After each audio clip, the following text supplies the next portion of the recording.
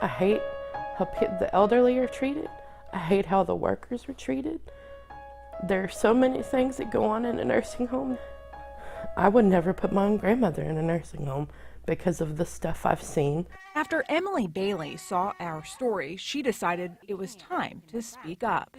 Nobody ever really talks about, from an AIDS point of view, what's really going on in most of these facilities, and probably half of the abuse that goes on.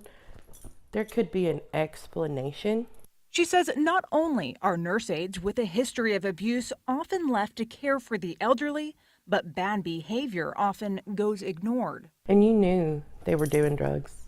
You knew that they were drinking, but sometimes these facilities just swept it under the rug because they came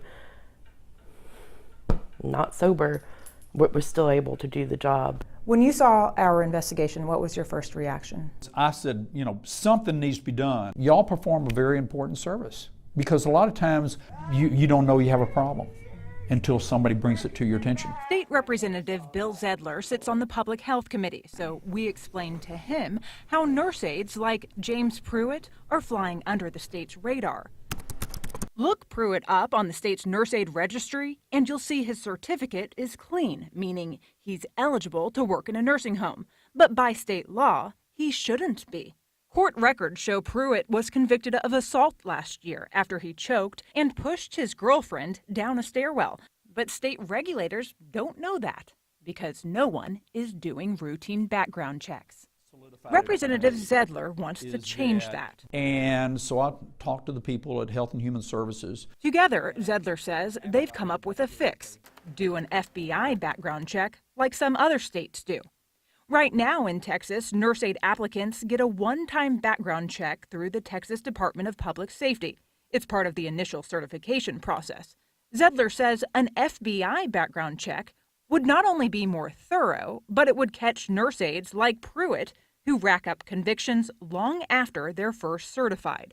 If we do the FBI background investigation, Health and Human Services Department, which handles the certification for nurse aides, would get a monthly printout. Here are the people that violated, the law. So then it would be up to DHHS to look at this paper that they get monthly and see that John or Jane Doe had a conviction that should bar them from certification and then take the steps to revoke that certification. Exactly. See if we had done. But critics like Susan Hodges say not so fast. She's not opposed to stricter background checks, but as a former nursing home administrator who used to hire nurse aides, she says the bar is set low for a reason. Because I do not believe that you can have a employee pool to pull from except that group of people that for some reason can't get a better job. That's the type of people that you're really going to get in this situation. Why? Because the job is tough. We're overworked.